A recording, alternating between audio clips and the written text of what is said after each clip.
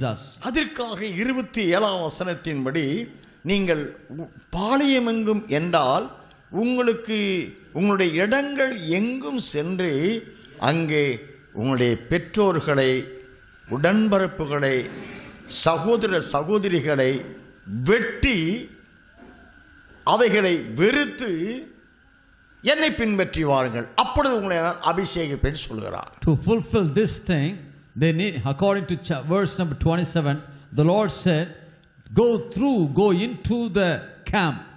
Let every man put his sword on his side and go in and out from entrance to entrance throughout the camp, and let every man kill his brother, every man his companion, and every man his neighbor.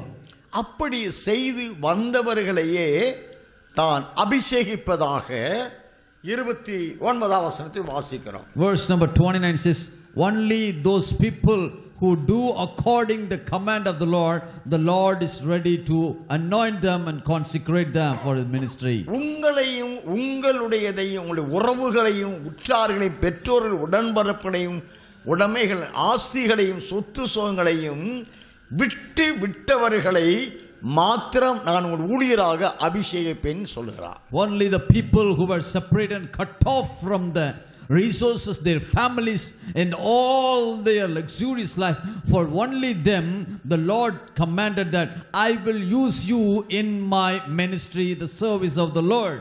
அப்படிப்பட்டவர்களை கர்த்தருக்கு உங்களை பிரதிஷ்டை பண்ணுங்கள் என்று அழைப்பு கொடுக்கிறார். The Lord is giving a call, consecrate yourselves, commit yourselves, dedicate yourselves for my service.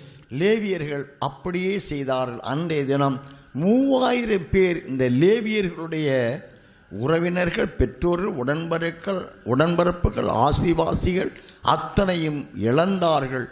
வெட்டி வெறுத்து மோசேயிடமாய் வந்தார்கள்.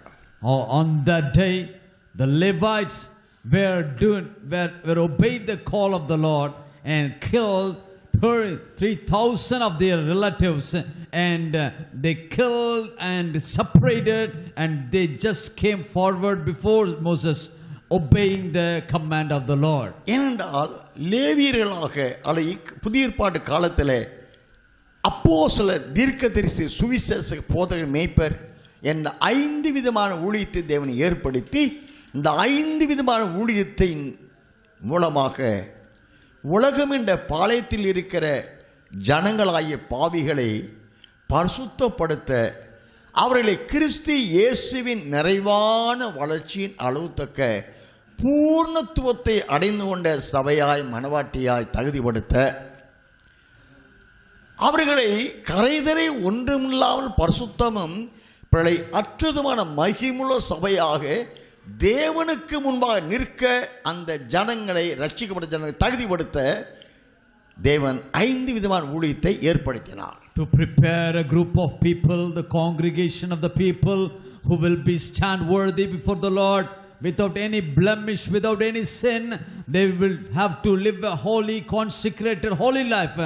For these people to be prepared, the Lord has anointed the fivefold ministry called apostles, the prophets, the evangelists, the pastors and the teachers.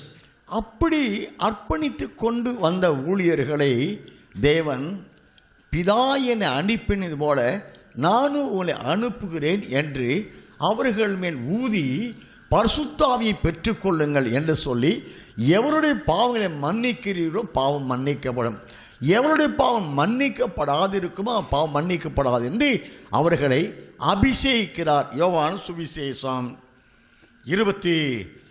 21 அதிகாரத்தில் நான் வாசிக்கிறோம். In Gospel of யோவான் 21:15 முதல் 17 முடிய 20 verse chapter 15 to 17, you can see the Lord has anointed those people who obeyed the call, anoint them with the Holy Spirit and make them, empower them to do the service and prepare a group of congregation of holy people. இந்த சத்தியங்களின்படியாய் அவர்களை ஆண்டவர் அபிஷேகித்தார். According to this truth, the Lord has anointed them.